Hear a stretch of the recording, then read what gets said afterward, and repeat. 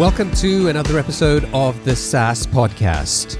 I'm your host, Omar Khan, and this is the show where I interview proven founders and industry experts who share their stories, strategies, and insights to help you build, launch, and grow your SaaS business. On this episode, I talk with Nathan Kontny, the CEO of Highrise, the SaaS CRM app that was originally developed by the Basecamp team, formerly known as 37 Signals. Nathan is the co-founder of two YC companies, Inkling and Cityposh. One of them is still in business. The other one failed and had to be shut down. We talk about the lessons he learned from both those experiences and what he'd do differently now. Nathan is also the creator of the online writing app Draft. He built that product and business as a solo founder, and he used blogging as a way to build an audience and get customers. Now, that's a lot to do for any founder. And we have a great discussion on how he managed to keep so many plates spinning and get things done without going crazy. A few years ago, Nathan became the CEO of Highrise. We talk about how he met Jason Fried, the co-founder and CEO of Basecamp, and how that led to a job offer at Highrise. And we discuss the big challenges that he's facing with Highrise and what he's doing about that. Nathan is an experienced serial entrepreneur. He's very transparent and shares a ton of valuable insights and advice with me. And he's a great guy who I've really enjoyed getting to know better. I think you'll enjoy this interview and also get a ton of value from it. Before we get started, I want to tell you about a free resource that you can download. It's called the SaaS Toolkit. It'll teach you the 21 essential tools that every SaaS business needs. If you'd like to get a copy, head over to thesaaspodcast.com. Also, if you need help building, launching, and growing your SaaS business, then check out SaaS Club Plus. It's our premium membership and community designed to help you get the insights, motivation, and support you need to succeed. You can head over to saasclub.co to learn more and join the waitlist if you're interested. Okay, let's get on with the interview. Nathan, welcome to the show. Thanks a lot. Now, I already asked you this and whether you prefer Nathan or Nate, so you're good with both, so I'm just going to call you Nate from now on. Awesome. Cool. So I like to start by asking my guests if there's a favorite quote or a saying that drives or motivates them. Is there something for you that's top of mind? Yeah, I mean, I think there's just like one thing that guides like almost everything I do, and there's all versions of this quote. I think this is attributed to Sheryl Sandberg, who kind of said it in this succinct way, but it's just done is better than perfect. Everything I do, and probably everything, a lot of the stuff we're going to talk about today is driven from this, that I just try to get stuff accomplished. I don't want to labor over everything. You can't predict the future, and you just got to get it done and out there before you see the results of it. So I don't let perfection stop me from trying to get the things I want done. Man, I wish I was like you.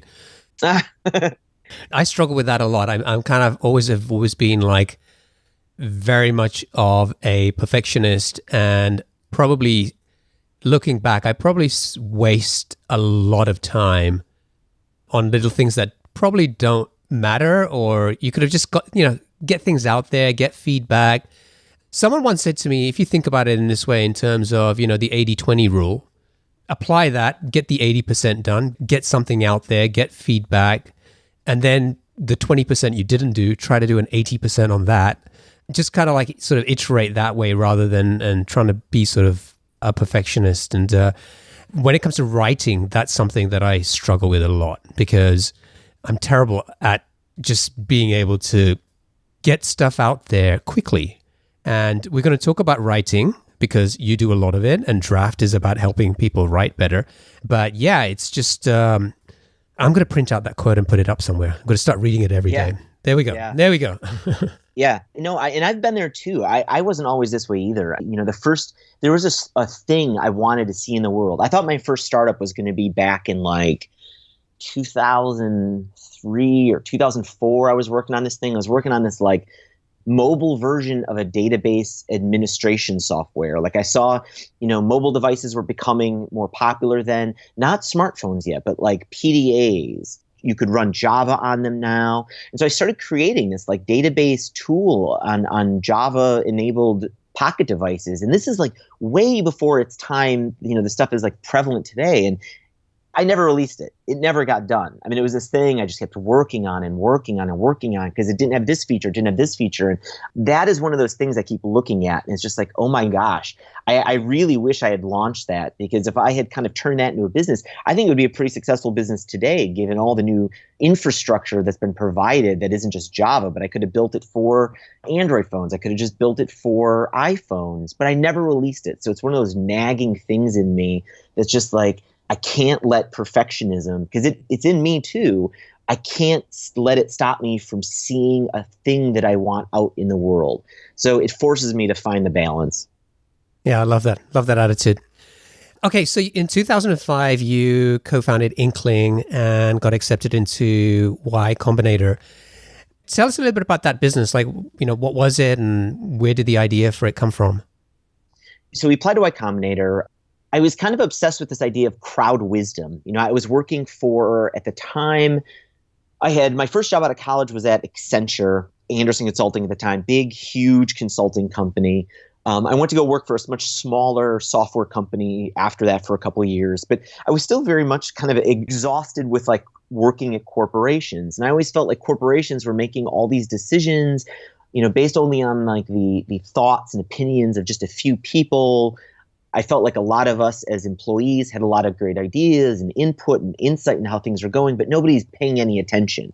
None of this insight from us really trickles up very much. I mean, sure, a manager might ask you something, but it's like, is this really getting to decision makers? And how can we make that like more democratic? And I wanted to create tools that would maybe make working at a place like Accenture a better place.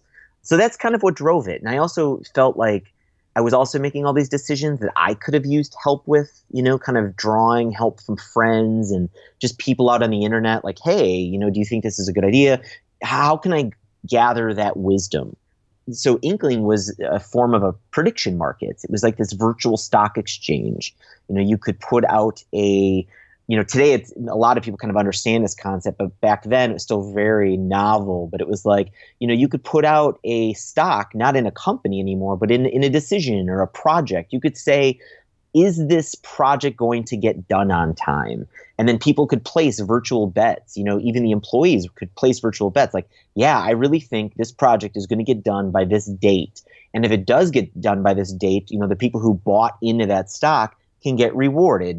Their virtual currency will increase, and the people who made bad bets, their virtual currency will decrease. So it was just creating this virtual stock exchange that then we sold to small businesses, but mostly big businesses, companies like Procter and Gamble, anyone that had like a really huge crowd they needed wisdom from. Like some good customers of ours were governments, like the US government, where they're trying to get like all this data from all these different, government agencies and all these different employees of the government. That's what Inkling did. So you were the CTO there for about 6 years, and the company is still around, but you decided to leave around 2011? Yeah. So now my partner, he took over, he acquired the company and kind of roll it into another company where they're still kind of pursuing a lot of these projects to kind of corral the wisdom of the crowd. But yeah, at the time we wanted, I've always really wanted to pursue tools in an industry that I knew very well, and it suited my own purposes. So I could make much faster decisions. Like Inkling came from a place where like I thought I could use it myself, but really the core user and the core beneficiary of gathering wisdom of a crowd is someone who has a really huge crowd. So our best customers, like I mentioned, like became huge governments, banks, conglomerates. And it's like, I love it. I love that we were able to create that and put that out in the world, but it didn't serve my needs at all. It wasn't something I used anymore. And so any kind of time we needed to make a decision on how to make the product better, I couldn't use my instincts anymore. It was always like, well, we better have a meeting with, the folks at Procter and Gamble to see like what they need or if they like this. And that's not where I want to be as someone who designs and builds products. Like I really want to be working much more from my gut and putting things out that I really believe in. So yeah, I wanted to do something else and started taking some other shots in 2011. Is your kind of philosophy more about building the product that you want to see versus spending more time asking people what they want, or? Absolutely. I mean, it's not black and white. I mean, I would never say like, well, you can't do it the other way. You'll never be successful. But I do believe if you start with the stuff that you know really well and suit your own needs, that whole eat your own dog food kind of principle, I really think you improve your chances of success by a lot. No longer are you beholden to all this insight from people that's really hard to kind of gather sometimes. Like, we all know focus groups don't work often, and you can be led astray by a lot of people's opinions. And even since then, I've looked for external validation from people and have been led astray over and over and over again. And so, yeah, I mean, I really believe most people should start there. What problems do you face yourself? And just start working on those before, and run that well dry before you start trying to take on other people's problems. So you founded Cityposh, which was your second YC startup in around that time, 2011, 2012. And this was kind of like a gaming platform, right? Yeah. So this kind of started from... There's all sorts of little weird threads from this, because it was like I was paying attention to the success of things like Zynga and Facebook gaming at the time. Zynga was taking off like crazy. Everybody was playing Farmville and games like Bejeweled. And I also saw like Groupon had been taking off, and Groupon was doing well. And, we were kind of kicking around this idea of like, well, what would be the next Groupon? And everybody's complaining about Groupon being this, like, the only reason it works is because they're offering this huge discount. But they were also kind of like an entertaining thing in people's lives. Like, people were excited to get that email newsletter. They were excited to buy a Groupon to go do something entertaining they've never done before, a restaurant they would have never tried before. And so we were like, okay, well, that's interesting. Can we do something for companies to help advertise kind of like what Groupon is doing? But instead of the discount, we really focus on the entertainment thing. So what if we built a bunch of games that people would play, and we would borrow from all these popular game mechanics like Bejeweled and stuff. But these games were just advert gaming. Instead of Bejeweled, we would offer games like Bejeweled, but instead of jewels, if we did business, say, with the Gap, the Gap, instead of jewels, could insert their own logos and images from their inventory, new sweaters they've got coming out for the winter. And if we could provide a platform like that, people would be playing it and playing with all these brand images constantly. Maybe then they would be like really attracted to, they next time they're shopping for a sweater, they would think Gap. That was our pitch. That was our reason for doing this Cityposh gaming platform. So you weren't the solo founder for Cityposh. You had a co-founder? Yeah. It was actually my partner also at Inkling. And so if you kind of listen really closely to like, and I mean, this might be the question you're about to ask, but it's like, I just said I wanted to get out of Inkling because we were doing, these projects for these big companies. I basically screwed up again. I mean, Cityposh was a product for other companies and big brands. In the end, we didn't create something that was useful for us at all. And I think that was, in the end, a huge reason for its implosion. But yeah, we basically created something to help companies like Procter & Gamble and people advertise on the internet better. What do you think went wrong with Cityposh? So a variety of things. One is we were doing this. Like, we were actually having some success with it. Like, people were playing our games. Like, on average, we were getting about 2 hours a day per person on average playing these games, which is, when I was researching at the time, was like Zynga level engagement in these games. Yeah. And so it was like, oh my gosh, we're doing great. But then the problem was selling it to the brands. It was like, you go to these brands, like we would have meetings with important people. Like, we had meetings with Procter & Gamble. We'd have a meeting with Microsoft, and we'd be like, look, like, we've got this cool gaming platform. People play it a lot, and we think it could be the future or one avenue of advertising. Like, instead of just dumping your money on buying a banner ad, you could dump those same kind of assets and images and things into these suite of games that we've already built. You don't even have to build your own game. We've already got them built, and have your fans and your social network play these things. And just, it's basically like they're playing a commercial for you all day long. And it was interesting. And we got meetings. People definitely were interested, but man, it was like a very hard sell. It was like, well, what is the return on investment? It's like, well, I don't know, because this is one of those brand building exercises. Like, people aren't going to just click on a sweater while playing the game and buy the sweater. They're not going to buy diapers right away. It's like, it's hard to quantify that this is working, for one. What I can quantify is that people are excited about it. But that's, when you're talking to someone who wants an ROI on their ad spend, it's kind of difficult. And then that was it. Like, I mean, we saw those difficult conversations happening. And because, again, this was another business for people that weren't like us, for startups, for solo founders, we were so uninterested in like seeing this business through. And we had just spent 6 years building Inkling with some of these same problems, and we were exhausted from these types of problems. So it was like, I don't want to do this again. I can't see a company. I can't spend another 6 years working on other people's problems and seeing these tough sales conversations to completion. So we kind of just gave up on it. I really think there was something fruitful there, but it didn't have my heart. I really didn't have the willpower to see it through, because startups are hard. All startups are hard, but I couldn't complete this thing. So at some point you sort of, well, it wasn't even a pivot, right? Because you started focusing on draft, and it's still partly kind of operating under Cityposh. And I know I was kind of playing around with draft, and I got an email from at cityposh.com domain back. Yeah.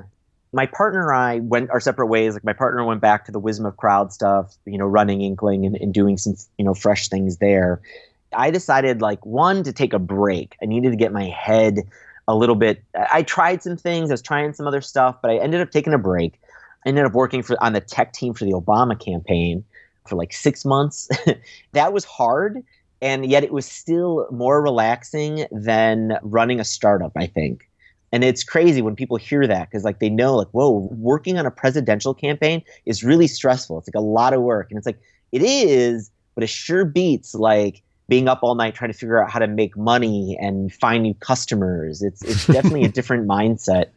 And so I took a break. I wasn't really in it for the politics. I just really needed my brain in a separate place. And I came out of that really fresh. And I had been building an audience now for a while doing writing. And it was like, you know what? If I'm going to really give this another go, I really need to focus. I keep talking about it. I got to focus on my own problems. And it's like, I got to make writing software. Like, I've got a lot of pain points with writing, with collaborating with editors and with version control of my writing. I'm going to just start tackling these problems and see what happens. So I had some money left over in the bank account from Cityposh. And so Cityposh, the entity, is still around, but it helped fuel and it invested in what became Draft, the writing software. So one thing I'm curious about is you guys went through Y Combinator with Inkling, and then some years, 5 years later or so, you went back again and said, okay, we have this new idea for Cityposh, and you got into YC again with that. Yep. Wasn't there a conversation about like why you guys like trying to run two businesses, or why you're not doubling down on Inkling? And did any of that sort of come up? Yeah, not really. I remember talking to Paul Graham about this, and it's like they're always trying to take shots, and they're doing this at such big scale right now. So like, if any investor is going to talk to you about something like this, it's definitely the folks at YC who are really interested in like taking new shots. And like, Inkling has been doing okay, but it's like, it's not one of these businesses that's exhibiting like really nice growth. Like, I can't point to it and be like, well, that's really stupid because this thing is just like taking off like crazy. Like, I wanted to take more shots. Like, let's take on something that's like maybe gonna get more traction than even Inkling has right now. So no, Paul's like, nah, of course. Yeah, let's take another shot at doing something different. I mean, there was like a brief conversation, but it was like, oh, cool, you got another idea? Yeah, let's take another shot at doing something fun. You guys seem to know how to execute. You guys still run a business. So it's like, you guys aren't going to like just throw away our money doing something really stupid. So at least they could trust us. So, they buy into that, and like, they know people like take chance after chance after chance. Like, some of the early founders, like I love Justin Kahn. He was a great example. Justin was in the first batch of YC. He created Kiko. Was it an online calendar? And then when like Google came out with their calendar, he was like, this is going to be really tough to get much traction.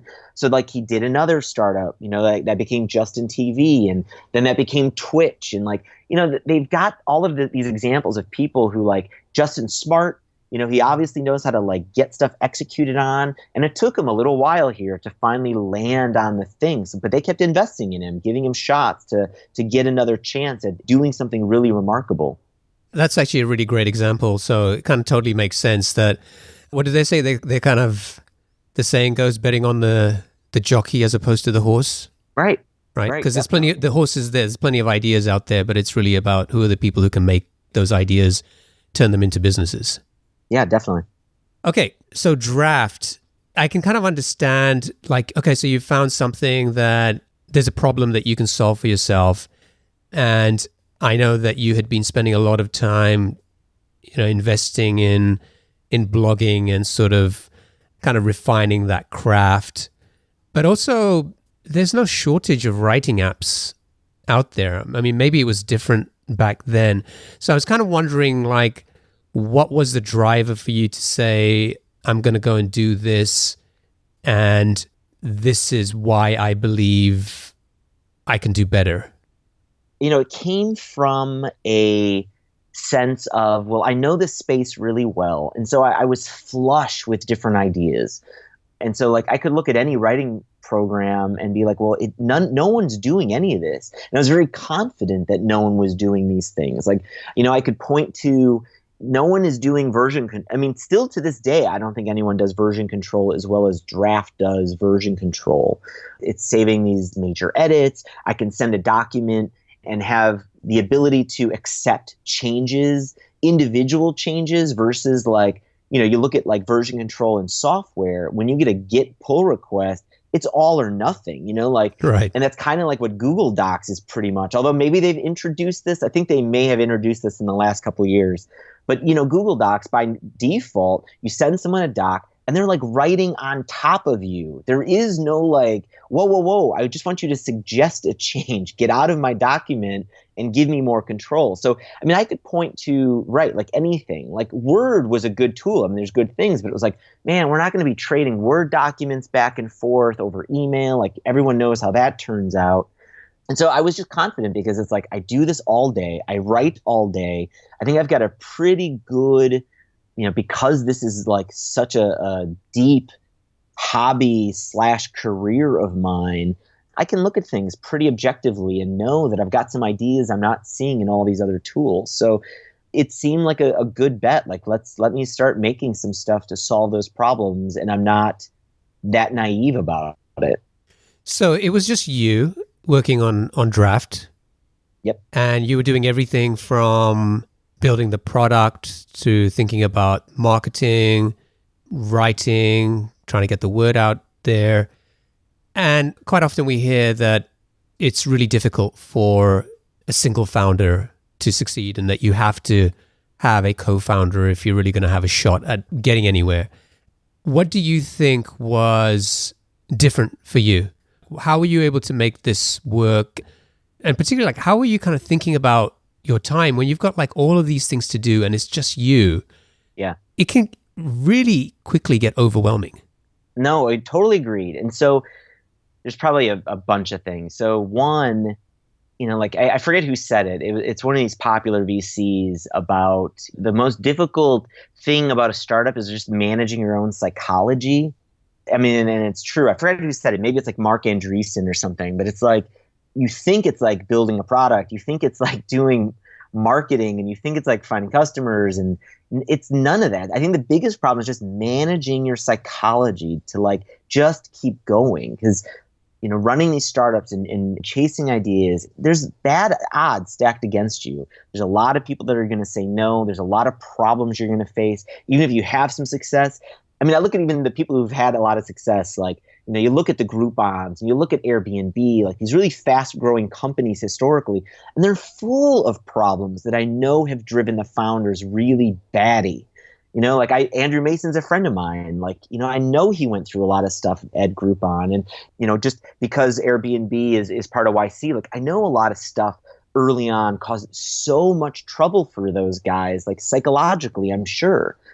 And so going through things like the startups already that I had been going through, I don't know, prepares me a little bit more to be a little like mentally tough to take on a challenge like being a solo founder. Because one of the best things I think you get out of having a founder with you is simply just, it's the moral support. It's having someone there that you can complain to. When you're feeling down, they can pick you up. When they're down, you can pick them up. And that's one of the big ones. And so it's like, if you're really young and you are going to face starting a business as a solo founder, it's not impossible, but you got to be really aware of the toll it might take on you psychologically.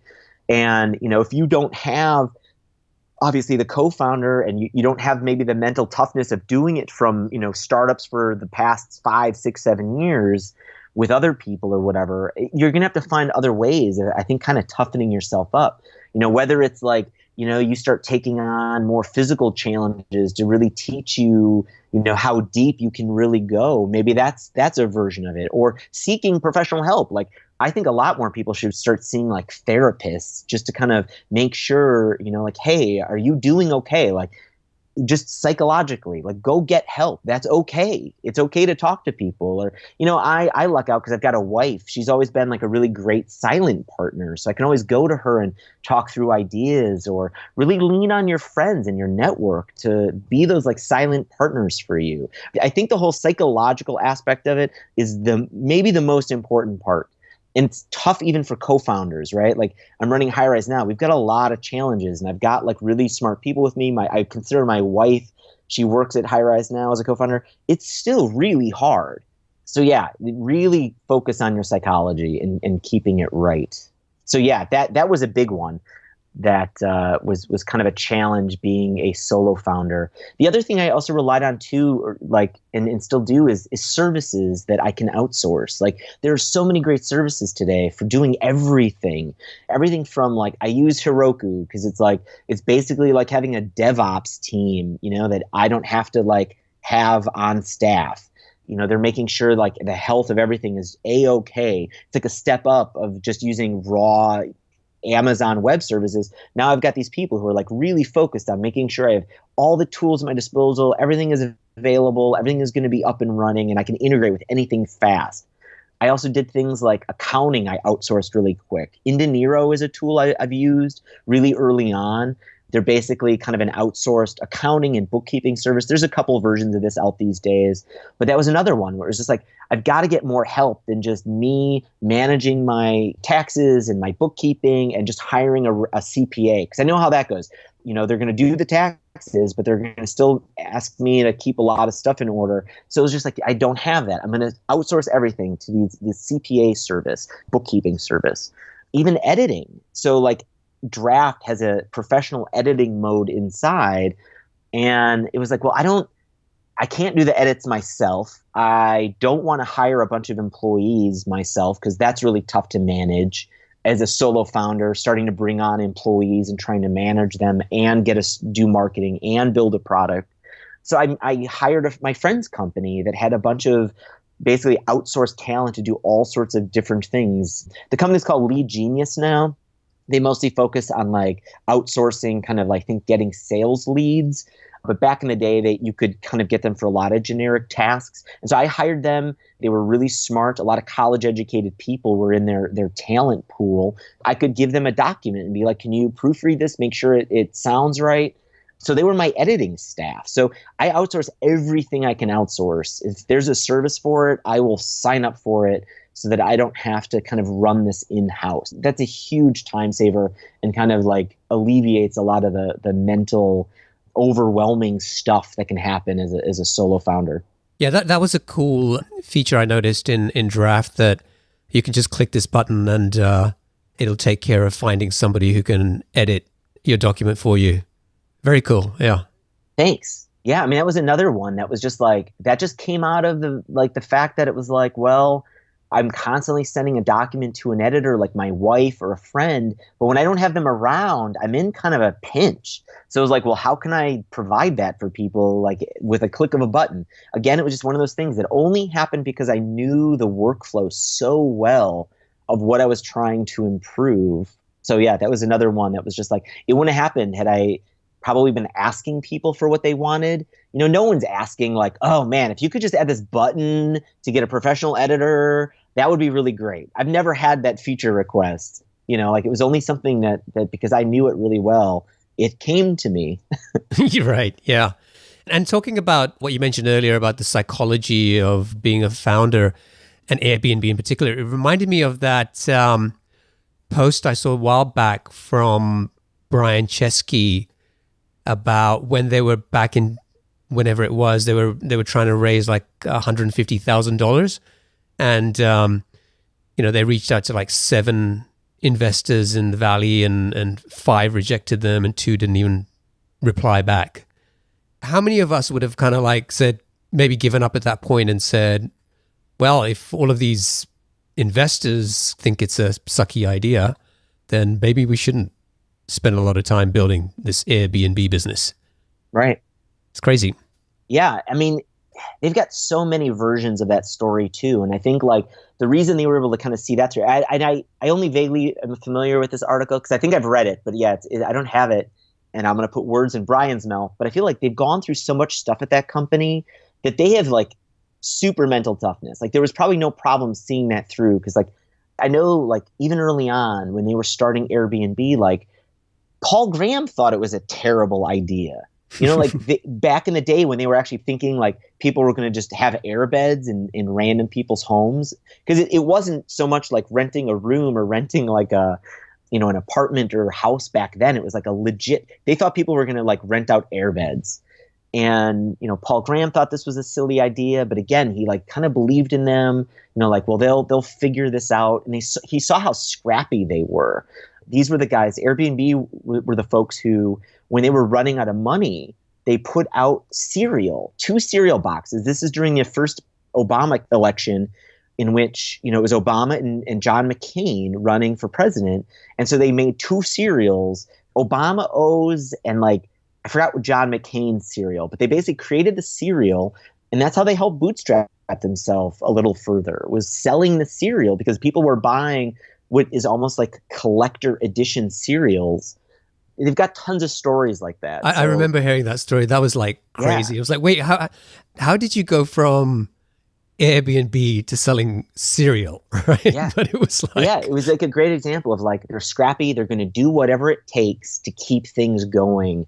And maybe those things are passed down from their parents or whatever they got through growing up. But that's the kind of stuff like over and over again. I see some of the most successful people, like being in the spot that I have been in now, working at, doing 2 YC companies. Like I've got friends and colleagues that are like, it's pretty wild. Like I don't say this to brag because there's really nothing to brag about here, but it's like, I know some like really crazy people. Like I remember like when we started Inkling, having Steve Huffman and Alexis Ohanian, they needed a place to stay when they were still starting Reddit. And so they slept on our couches in our living room because, Reddit wasn't yet like the 4th largest site in the United States. Wow. In this circle of people, it's wild how many people, you just see them having to have gone through so many things to finally land on the really great idea or that marketing tactic that finally works. Like there's countless people whose stories I can't even tell because I think they wouldn't let me, but it's like they try thing after thing after thing after thing after thing, and then finally something works. And so you can't give up the first time or the second time or the third time. You got to play the law of large numbers or something and just keep doing it until something finally clicks. And I think that's so important because it's so easy to paint a positive picture of building a business, and you could say I'm kind of partly responsible for that with this show, where there's a lot of focus on how somebody built this business or how somebody built a multi-million-dollar business or whatever. And if you're an entrepreneur who is still trying to get traction or trying to figure out the right business idea, it can be pretty frustrating just to hear all of these stories where it sounds so easy for people to have built those businesses. And like you're saying, often the reality is that it wasn't. And maybe I need to spend more time digging into all the things that went wrong with people, without depressing everybody who's listening. Yeah, right. It's tough because it's like, people don't want to be depressed constantly. You don't want people just complaining about how everything is terrible. But the reality, I think, is always much crazier than people realize for most most of these people's stories. And a lot of people, I think, are embarrassed by some of the things that they have failed at, that they don't bother sharing them. They don't think people would be interested in hearing these things. But it's like, I don't know. I've made so many mistakes. And even in Highrise, we still make a bunch of mistakes and we still get frustrated and we still want certain things to be working out better. And we just keep taking shot after shot after shot. But from all of this experience of my past, that's how it works for everybody. So I want to talk about Highrise, but before we do that, I just want to kind of close off on Draft. So we kind of talked about you having to, be the solo founder, having to do everything. So you're having to think about improving the product. And I know from the research I did, you were releasing new features at a pretty steady rate. Then you're doing a lot of writing. Then you're having to think about customers. You're having to think about, the DevOps stuff, all of that. How did you prioritize your time? How did you decide what you were going to work on? Well, this is something that I started with Draft. We do it today at Highrise, but it's like I really got obsessed with cycles. And this goes back to the quote that we talked about in the beginning, that done is better than perfect. And you don't want perfectionism to kind of creep in, but it does. And it does for me. There's a feature I'm working on right now that's just like, I kept asking for can the font size be bigger? Can we change the font color here? Can we move it over to the right? Does any of this matter? Maybe not. But I'm also a very stickler for really perfect design details. So how do I not get haunted by that and cursed by all of that? Well, so at Draft, what I did was I implemented to myself, every 3 weeks, I'm going to send out an email newsletter to every single person using Draft. And it's going to tell them something new about the product, hopefully 3 features. I better not send out a newsletter that has nothing on it. So that cycle became this forcing function for me, that I knew in 3 weeks I'm going to have to send out a newsletter. There better be 3 things on it. And so that was a huge force, because at the beginning of the month, it's there's a lot of cool stuff I could work on. There's feature requests, there's stuff I'd like to see, there's improvements. And so you start tackling some of the stuff and, the big stuff seems doable and you start working on a 2-week project. And then you get real close to that 3-week window and you're like, oh my God, this isn't going to be done in time. I need to find 3 fast things to work on right now so I can still send this newsletter out. That forced me into a way to prioritize things. I sure would like this new way. There's a way of, there's a button you can hit to get your document kind of improved. There's a bot that will suggest improvements in your document. And the version that's there now is pales into comparison to this version that I really was cooking up. This version I was cooking up was going to auto trim your sentences and make your whole thing more concise based on this academic research I found of someone who was able to pull this off. And it took me months of work. But every time I got to that 3-week window, it's I'm not there. I'm not done with it. So let me find 3 things that I can get out this month. That was the driver. That's what helps me kind of eliminate the perfectionism thing. It's I don't really care what I get done as long as the momentum is there. And so that was a big part of Draft. It's I got a lot done. Sometimes they were big, sometimes they were small, but I always got a bunch done as long as I was able to announce something and show people the momentum I have in the product. That was it. That was the biggest priority, is show momentum. Things like support. At Highrise, we love doing this really great support. We've got a really great support team, but a solo founder, if you're trying to make a product and there's a lot of stuff to do, you might not be able to do the greatest support. Own it. Don't fake it. You'd send support and it would just go to my email, and sometimes I wouldn't get back to people. It wasn't the greatest experience probably, but that wasn't what I was optimizing for. If you want to optimize for it, go for it. But it couldn't have been my top priority because you can only have one priority.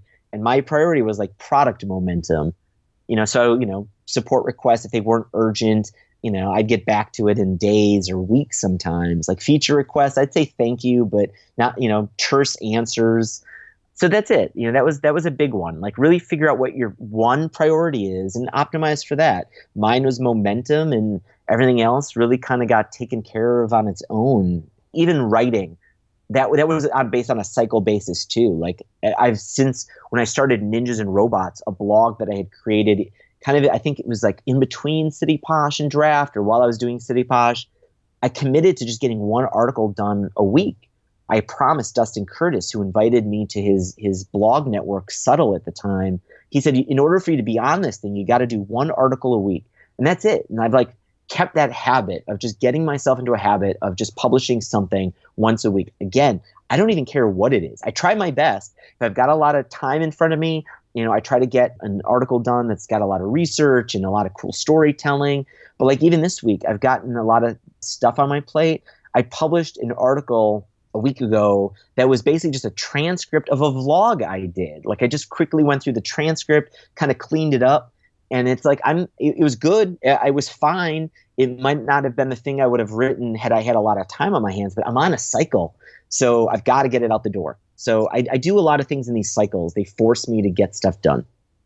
So you mentioned Heroku and Indinero. I was just curious in terms of, were there any other services that you would recommend to people maybe listening that they may not have maybe thought about, beyond the obvious things like, I'll use GitHub or whatever? So I use Indinero for Draft. I use a combination of things though these days there's a lot of startups now doing all the same stuff kind of in this space, but things like Zenefits is out there. We use Gusto for payroll. Bench is another good one for bookkeeping. So these are some good services that we use for, doing any of these like kind of administrative functions. Lead Genius now doesn't really do the thing that they did anymore, but there's versions of that I think people don't tap into quite enough.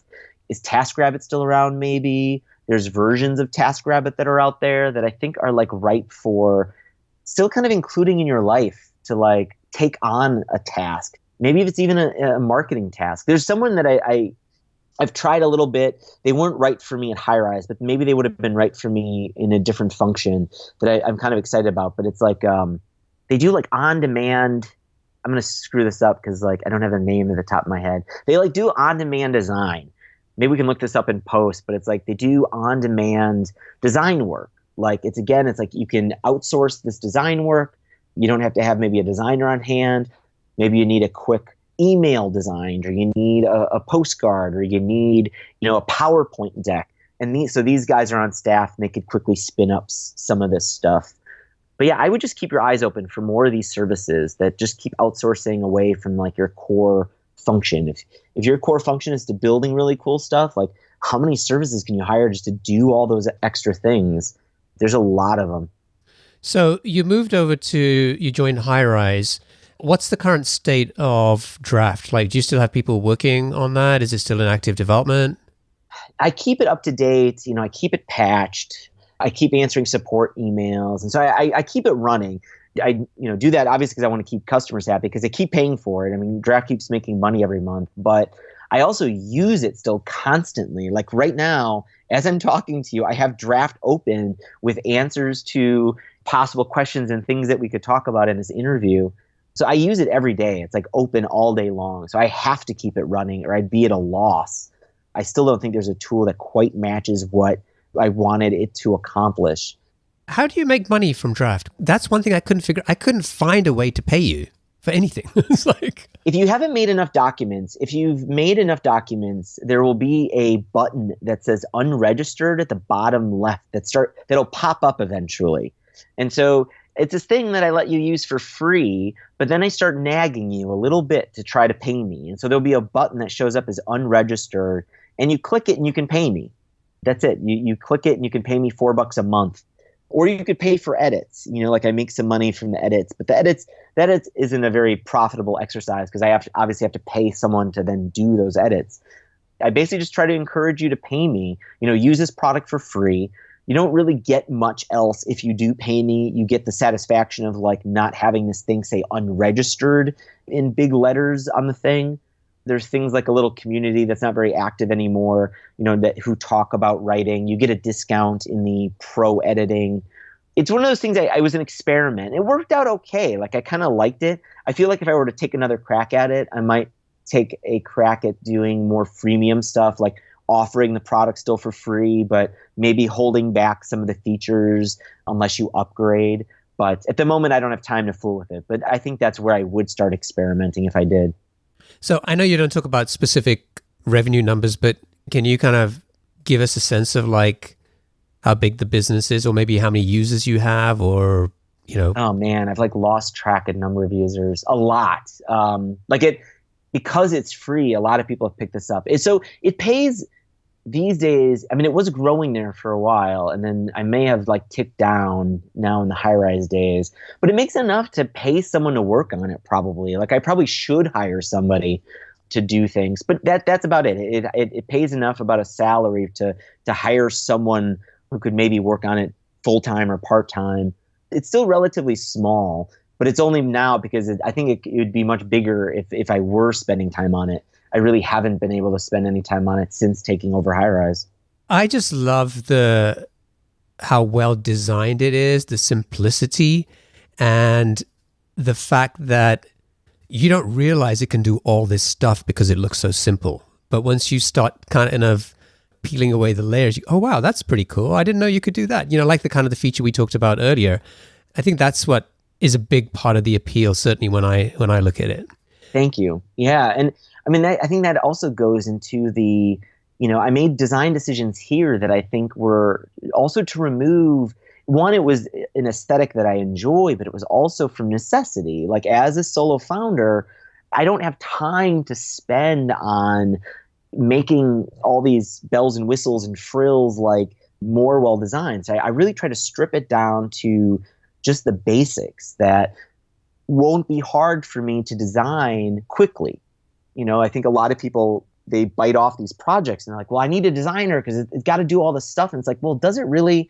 I mean, if you really strip it down, like it could just be a white page and some text. And, you could read a book to get a little bit better about how to get better about managing white space and learn a little bit about fonts. And there you go. You don't really need any design. There's a lot more to that, I think, in people's businesses. When I talk to them about what they've got dreamt up, it's like, well, that's really great. It'd be great if you could have all of that stuff, but it's probably going to require hiring people.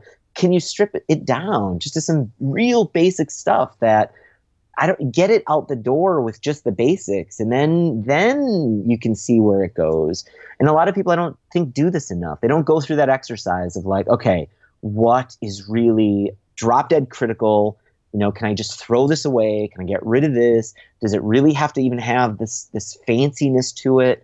Just ditch it. And what you're left with is often, I think, pretty manageable by just one person. Did you use any libraries like Bootstrap or something for the front end, or did you just build that yourself? No, I did use Bootstrap, which is interesting. That was one of those design decisions. I did use Bootstrap, but I refused to make it look like normal Bootstrap. Right. That's one thing that I think a lot of people get a little lazy about. They take these things that obviously Bootstrap is a really nice framework to give developers a nice leg up in terms of like design. It gives them a design framework that they're maybe not used to like dreaming up all on their own, from things like responsive grid frameworks and CSS classes.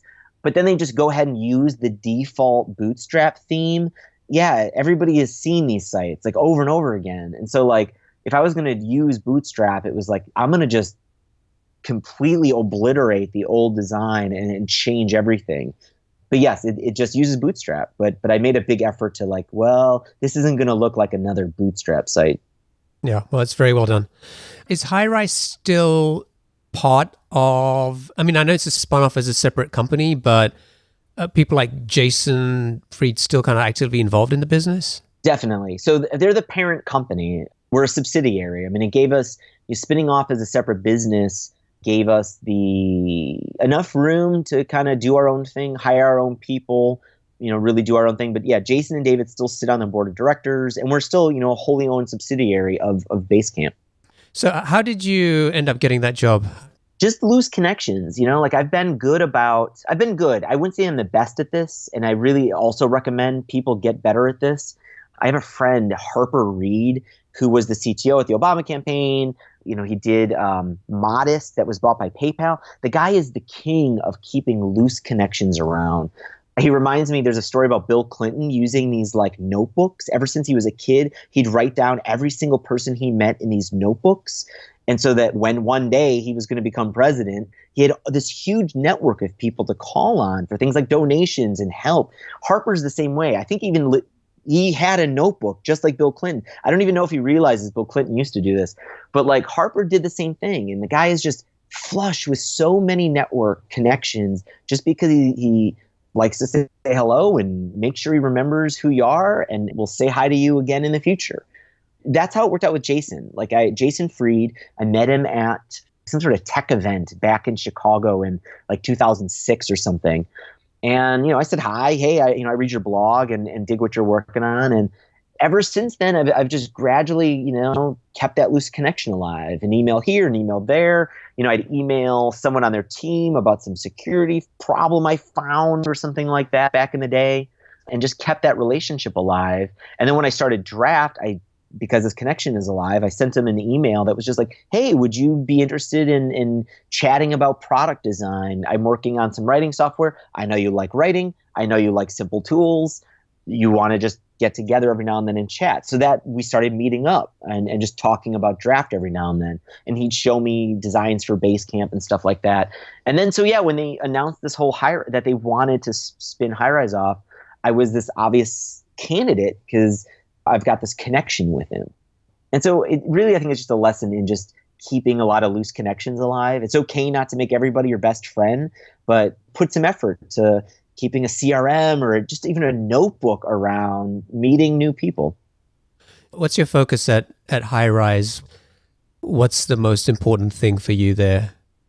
When we started, it was a lot about product momentum. A lot of people, unfortunately, thought Highrise was shutting down. The news wasn't delivered the best that Highrise was looking to spin off, because there was some language that Highrise we're looking for someone to buy it, and people got worried that Highrise was shutting down. And we had a lot of competitors that fueled that fire, unfortunately. And so we really needed to breathe some new life into the product. So the first half of what we did was just really focus on cycles of getting features out, convincing people that we're still around and this product is important to us. Right now, it's all marketing. We still need a bigger flywheel for marketing. One of the benefits of kind of spinning away from Basecamp in 37 Signals was now we get our own resources and our own room to do stuff. But one of the curses of that is we don't really have that same halo that we get it a little bit, but it's not very strong anymore. That Highrise is a Basecamp brand or a 37 Signals brand. Jason and David and Basecamp, they do really well, spreading the word out about themselves. They're very influential figures. But that halo, kind of decreases now. So we really need to kind of figure this out ourselves. So yeah, I mean, our core responsibility, our core focus today is getting much better about getting the word out about Highrise. It feels like a product that's just right up your street, right? In terms of, a simple CRM, a big focus on great user experience, taking a lot of the sort of the complex functionality that maybe you'd expect to have behind a CRM and finding ways to either simplify those features or present them to users in a simpler way. Kind of taking a lot of the sort of the same philosophy that maybe you've applied with Draft into Highrise. I don't know. Maybe that's what Jason was thinking. Yeah, no, and I agree. I thought it was the perfect, and that was the reason I took this jump. I mean, I thought it was a little bit of a risk because I was Draft was really doing pretty well, getting the word out and seeing growth. And it was I want to jump into Highrise and do this crazy project that's kind of a very unknown thing, and kind of turn this company around because it hadn't been given much attention for a long time. And it was yeah, I do, because it's Highrise has been a tool I've used since all my startups. When we needed a sales tool to talk to customers at Inkling and at Cityposh, we used Highrise. And so I was very comfortable with the domain. I was very comfortable already with the tool. I knew things that I wanted it to do. I wanted to get emails inside quicker. I wanted it to do bulk email. And then there's that. Then the philosophy of definitely keeping something simple, realizing people are probably, most of us are coming from Excel and, a group inbox or something, that we don't need all the bells and whistles. We just need our first kind of step into sharing, a group address book and notes and emails with a team. It was totally right up my alley. So yeah, I thought it made a lot of sense. One thing I want to make sure we also talk about is your YouTube channel. So that was something that I guess you started about a year ago. Yeah, like I started dipping my toes in the water maybe like a year and a half ago, but I got serious about it a year ago. And then, so have you basically been like vlogging like every day since then? Yeah. So on January 1 of 2017, I told everybody I'm going to film a video every single day. And I was pretty good about it at the start. And then it started fading. There was a number of reasons. Like, I don't know, I started getting like pretty obsessed with the numbers. And I thought maybe when I wasn't doing a video every day, I was seeing better subscriber growth. And I was trying to game things too much. And then I kind of lost motivation. And so then I was just like, you know what, screw it. Like, I'm going to stop paying so much attention to the numbers and gaming this thing and just keep committing to it and trying to get better than the day I was before. And so then I forgot when it was, I forgot when I did that, maybe back in like July or June, I like recommitted myself. And since then, I've been pretty steady. I think I got sick one week and missed a few days, but almost every day since then, it's been about a video every single day. I subscribe to the channel, and I'll include a link in the show notes for people who want to check that out. But yeah, I mean, certainly it helped me to feel like I knew you better before we had this conversation, which was awesome. Cool. It reminded me of what you said earlier about like the forcing function, and I think I might have heard you say this in one of your videos where probably it kind of almost put you in a place where you were kind of, from the time you woke up, you were thinking about, okay, what's the story or the lesson or the point that I want to make to kind of deliver some value with my YouTube video for today. There's so many cool benefits like that. Like one, like you mentioned, like it felt like you got to know me on this YouTube channel. And that was a huge thing I wanted to kind of produce, which is like, I don't think we get to know enough of the people we do business with. You know, like you spend money at so many companies and you're just another dollar to most people, and you don't know them and they don't know you. And it's like, it sucks, you know, like I enjoy doing business with the companies that are a little bit more open about themselves when they tell me about like, you know, the challenges and things that went into making their products, and they get more loyalty from me. And so that was a big part of it, just opening up and showing all the stuff that I go through, even if it's like showing the challenges of raising a kid. You know, some of these vlogs are not even about business. They're about like, my kid's sick. How the heck are we going to get through Christmas like this? And then two, yeah, I mean, it's this forcing function to find something creative about the day, some lesson from the day. You know, it helps me appreciate the day. You know, like so many days run in together, I think, for a lot of us, right? You're constantly doing the same thing. You got another interview. You got to send another email out. And before you know it, you look back and just like, I did the same thing every single day. Well, this at least helps me find like one little nugget that, you know, sometimes there's something huge that happened in the day, but often it's just like, well, I'm going to really have to force myself to look really hard to find that one cool thing that I could teach someone or appreciate. So I like that aspect of what it does for me internally, as well as kind of what it does for the business and how it offers like another way of communicating with customers and fans and stuff like that. Yeah, I mean, it's certainly, you know, when you think of the CEO of Highrise, you don't think of a YouTube channel, and a lot of people don't do that. I mean, I'd thought about doing a YouTube channel at one point, and it was like, I don't know, I think it'd be pretty boring. I don't know what I would kind of put on there, and I'm not really sure if I'm that comfortable, like, you know, putting it all out there, right? Sure, yeah. And so was that something that you had sort of done before? Like even little things like, you know, well, it wasn't a little thing, but, you know, with your daughter being sick. And I remember it was like, hey, you know, we're supposed to go around to we got some event going on tonight and stuff like that. And were you comfortable like sharing that kind of information? Yes and no. The answer is it's complicated. I mean, like I have had some experience of, you know, I've done acting classes like for years. Like I love acting. You know, I've been in some little things, a film here and there, student films. I've been in a play, etc. I'd like to do more of it, and I don't get to. So I've had a little experience with this. But the flip side of this is like I'm a huge introvert. Like I don't spend a lot of time with people outside. I mean, I really like meeting new people and I like making friends and, like these loose connections I was just talking about. But man, I don't like going to parties. I don't like being in crowds. I don't really love drawing attention to myself. And so when you've got that camera and you're talking to it outside in a public place doing a vlog like I do, it draws attention. And it's really not, I don't like it. And yet, what I've recognized in my life is that so many of these pivotal moments for us happen when we put ourselves in a moment where we are probably going to be embarrassed or we're not going to feel good about it. And I see that in my life. So often there were these moments where, great things happened because I put myself out there and I thought like I was going to be embarrassed. I was going to look like an idiot, but I didn't. Not all of them worked out, but I didn't die or I didn't get embarrassed. I emailed that guy and wanted him to invest in me. It didn't work out, but who cares? Like I've moved on. And doing enough of that, it's like, well, you know what? I'm going to do this. Like I'm going to put that, walk around talking to a camera. Who cares if people are looking at me? And just do it. And it took practice and it still takes practice. I mean, I can do it a little bit more freely without really cringing on the inside, but I'm still not super comfortable with it. So it's just one of those things that I think you kind of have to recognize about yourself and tough through it and just recognize that if you can kind of get through an embarrassing moment like this, there might be some really cool thing that happens as the result of it.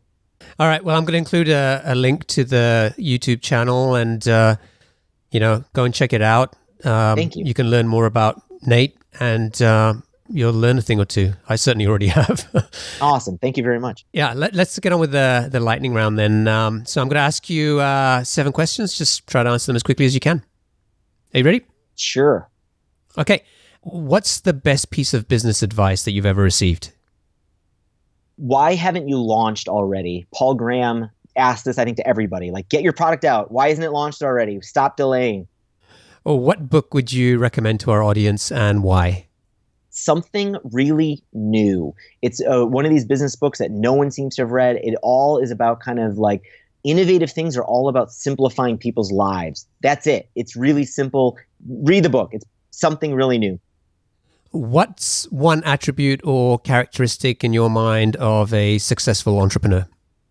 Someone who just gets stuff done. It doesn't matter what tools that they have. They're going to use anything at their disposal to get it done. They can build it with duct tape and glue if they have to. What's your favorite personal productivity tool or habit? These cycles that we've talked about, publishing 2 articles a week, publishing a new video every day. Get yourself on some kind of cycle in your business and personal life. What's a new or crazy business idea you'd love to pursue if you had the extra time? I don't know, building the next YouTube maybe. Like I love doing this YouTube vlog, but there's a lot of cracks over there. And if I really had all the time in the world and all the money to spend on it, I would maybe take some shots at doing a video startup. What's an interesting or fun fact about you that most people don't know? I used to be a figure skater. Really? Wow. Yeah, we could have a conversation about that too. Definitely. And finally, what is one of your most important passions outside of your work? I mean, outside of work, it's my kid. I mean, that's it. That it's being a parent, raising my kid. That's the most important thing. I mean, that seems obvious. If it's not that, it's the vlog. I'm really obsessed with improving this vlog and video. I'm really kind of excited about the future video has. Awesome. Nate, it's been a pleasure. It feels like we could talk for hours, but I've got to be respectful of your time. No, yeah. And if you want me back on anytime, seriously, I'd love to chat more. I would love to, and I will definitely take you up on that offer. It's cool. It's public now. Yeah. Cool. Don't hesitate. Seriously, email me anytime. So if people want to check out Draft, they can go to draftin.com. And if they want to check out Highrise, it's highrisehq.com, right? Yes. And if people want to get in touch with you, what's the best way for them to do that? I'm really active on Twitter. Twitter's a good one for me. Just my Nate Kontny, Natkontny. But also email me. If anybody's got any questions or you need help, just no one should hesitate to reach out to me. Sometimes I'm not the best at getting back, but I will try. It's Nate, Nate, Kontny @gmail.com. Awesome. Appreciate that. Okay, cool. Well, I wish you all the best at Highrise. Sounds like a fun and challenging gig over there. Yes. I would love to get you back, and maybe we can talk more about what you're kind of learning with being the CEO over there and the life of a vlogger. Cool. Yeah, would love to. Awesome. Thanks, Nate. It's been a pleasure. Yeah, no problem. Thank you. Cheers. Thanks for listening. I really hope you enjoyed the interview. You can get to the show notes as usual by going to thesaaspodcast.com, where you'll find a summary of this episode and a link to all the resources we discussed. If you enjoyed the episode, then head over to iTunes and subscribe to the podcast, and also consider leaving a rating and review to show your support for the show. If you're not already in iTunes, just go to thesaaspodcast.com and click the iTunes button. Thanks for listening. Until next time, take care.